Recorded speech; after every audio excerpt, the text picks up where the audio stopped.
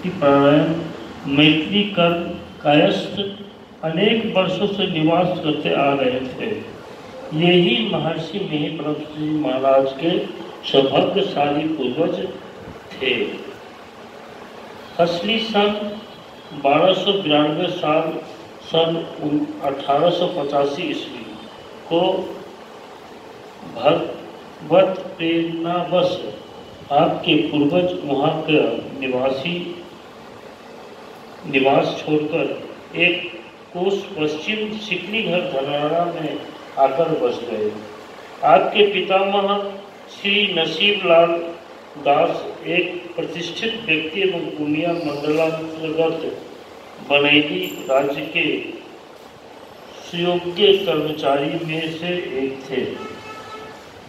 उसके पूज्य पिताजी बहुजन लाल दास जी भी उक्त राज्य के सुयोग्य कर्मचारी बने और उनके पिता के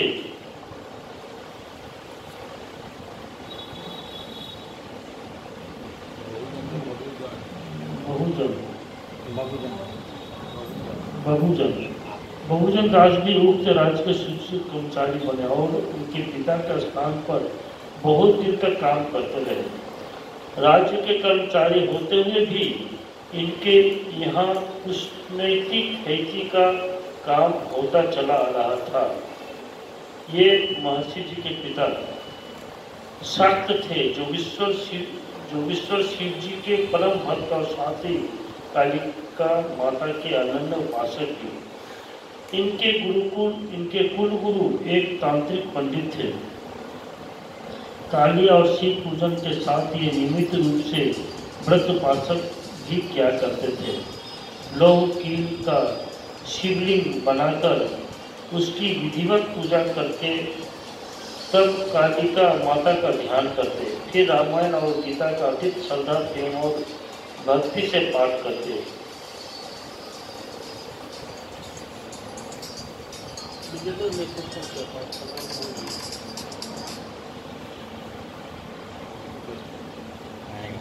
प्रेम और भक्ति से पाठ करते। रामायण पाठ करते हुए उनकी आंखों में अविरल आंसू की धारा बहती रहती। फिर बिना अर्थ समझते ही अत्यंत प्रेम से गीता का पाठ करके अपनी उपासना समाप्त कर देते।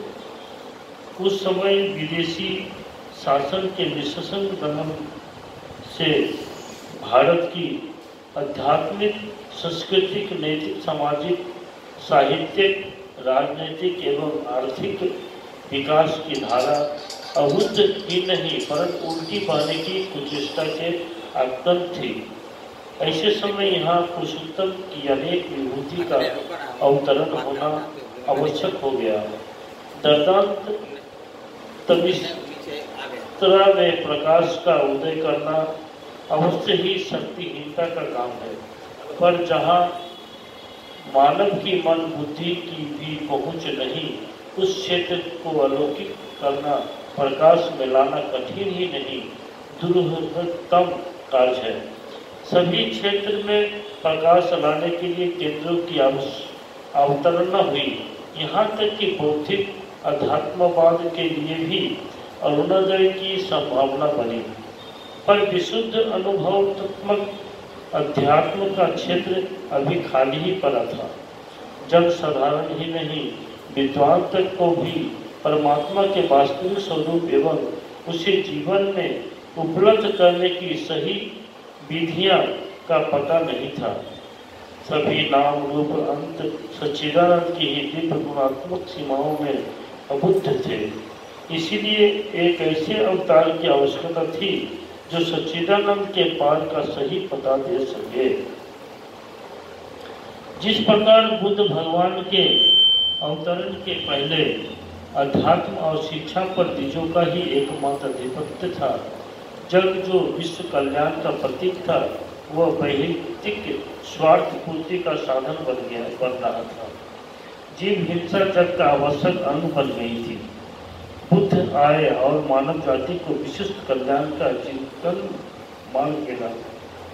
इसी भांति जब आध्यात्मिकता केवल साधु और ब्राह्मणों की ही एकमात्र संपत्ति बन रही थी और आश्चर्य की यह अध्यात्म भी नकली ही था, तब सच्चे अध्यात्म को मानव जाति के बीच निष्पक्ष भाव से उपस्थित करना इसके सर्वांगीण कल्याण और विकास के लिए अनिवार्य और अवश्य भावी था।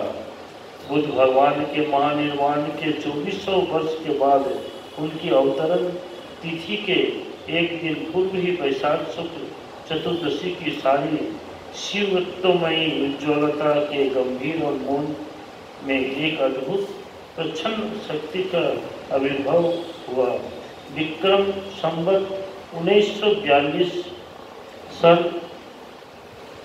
1885 ईस्वी तक असली सन 1292 साल में अभिभूति की सौभाग्यशीली भूमि सिकलीगढ़ धरहरा नहीं वरन खोखरी श्याम नामक ग्राम था, जो सहरसा मंडल अंतर्गत अब मधुपुरा उदय किशनगंज थाने में है।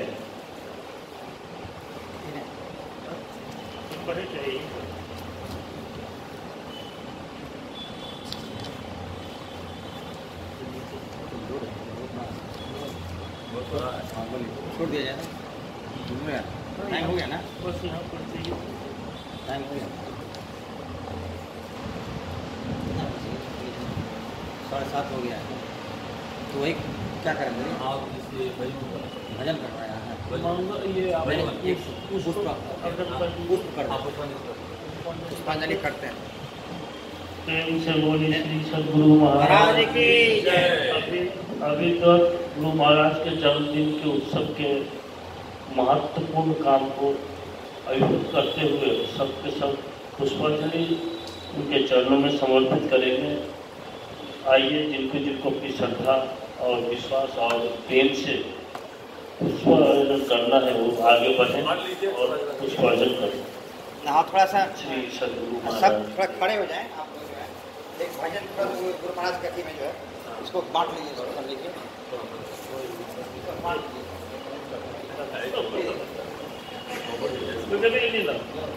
अरे उन्हाळी ती तुला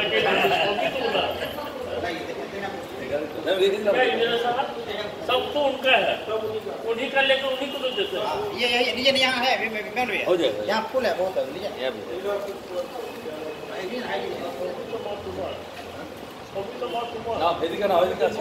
इसमें दीजिए बहुत ही तो है।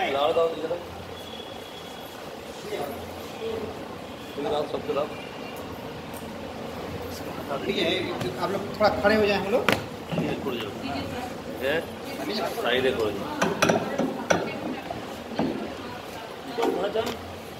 और फूल किसको नहीं फूल लिए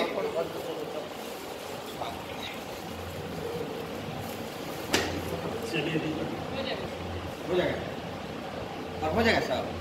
फूल किसको नहीं हुआ बोलिए,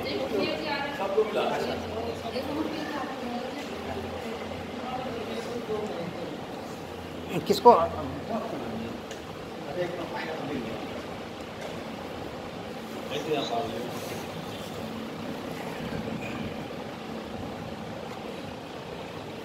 एक सेकंड